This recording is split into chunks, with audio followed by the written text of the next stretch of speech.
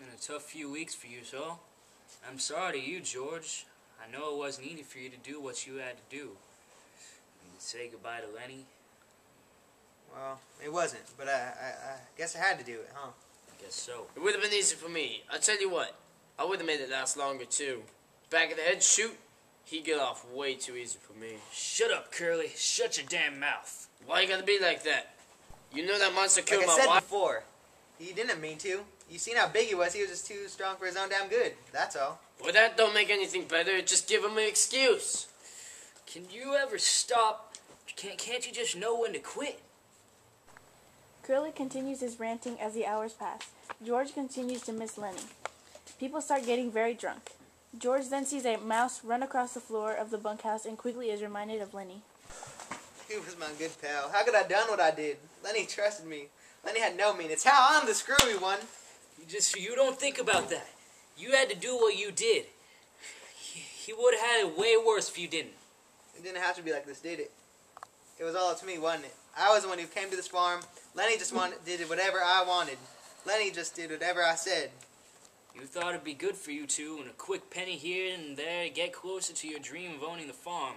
Yeah, now everything along with that dream is gone. No, not everything's gone. We still have his memory. Well, enough of this sad talk. We didn't want this to turn into a pity party anywho. It's getting late. I'm going to take Curly back to his house. He can't even walk right even if he tried.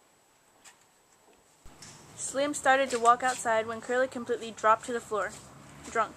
He can't lift Curly's helpless drunken body on his own, so he calls George and Candy in the bunkhouse for help to lift Curly.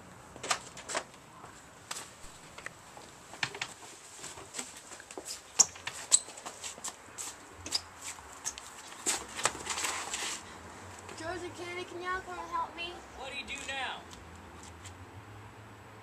It's okay, George. You stay here. I'll go help Slim pick Curly up. Thanks, Candy. George laid his head down, and Candy leaves the room. After a minute, George feels exhausted, so he lifts his head up and goes towards his bed so he can sleep for the night. But as he starts heading toward the bed, he hesitates when he sees the gun lying on the ground next to Carlson's bed, the same one he shot Lenny with. He then stops in his tracks, eyeing the shining silver in the light. He then feels the guilt rushing up through his throat as if it were chunks.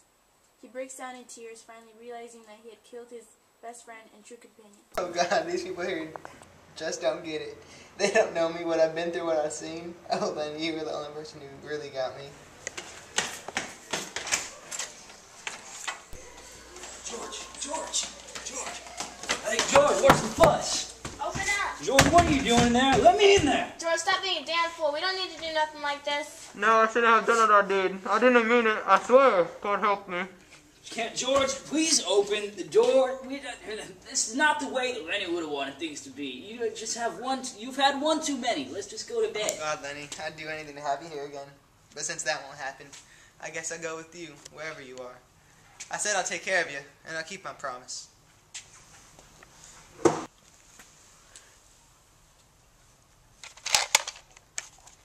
Lenny, I'll be with you real soon. Okay.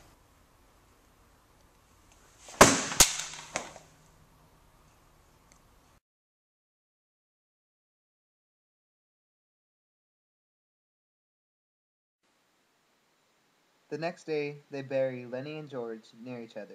Kenny now knows that he'll never get the farm that they always wanted, and the other guys are content with where they are now. They live their lives as if nothing happened.